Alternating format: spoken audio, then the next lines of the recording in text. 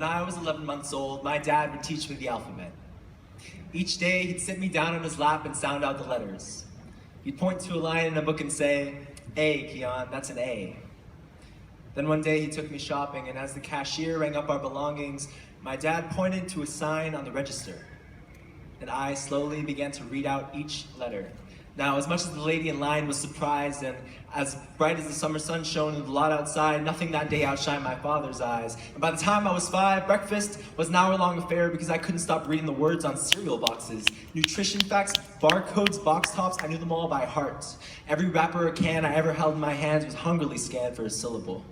I never left the house without a book either, and because I was more of a hardcover reader, this meant that whenever I went on vacations, I'd exceed the weight limits with my bound publications. Every car ride I took, my book always followed. At every meal I read as I swallowed. It got to the point where my parents told me that reading that much must be unhealthy.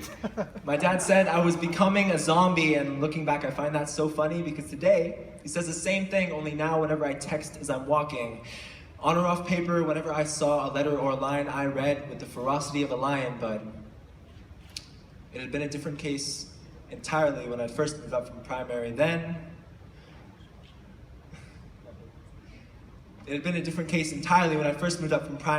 I was shocked. Some people didn't share my passion. I was astonished how badly reading fell out of fashion. Whenever my friends stumbled on words, I'd smile and stay quiet, but inside I burned. Clenching my jaw and my fists made no difference. I listened as my friends struggled with sentences and sneered at the frustration on their faces.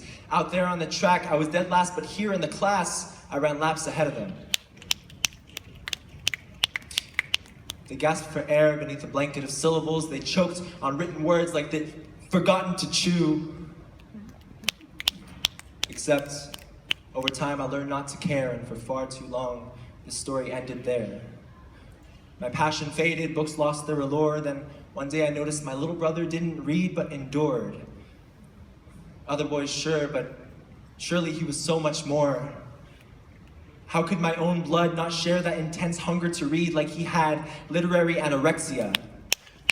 This year I found out my brother may have dyslexia, so that instead of sentences he might see an alphabet soup that never stops swirling.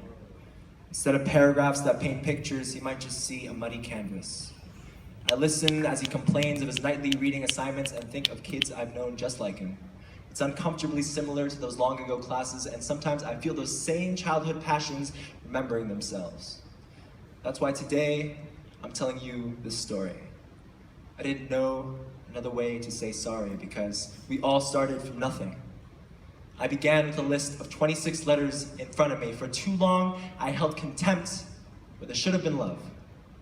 Now, that's a mistake I'll never be free of, but I realize that reading is a gift, and that I've been ungrateful. Forgive me.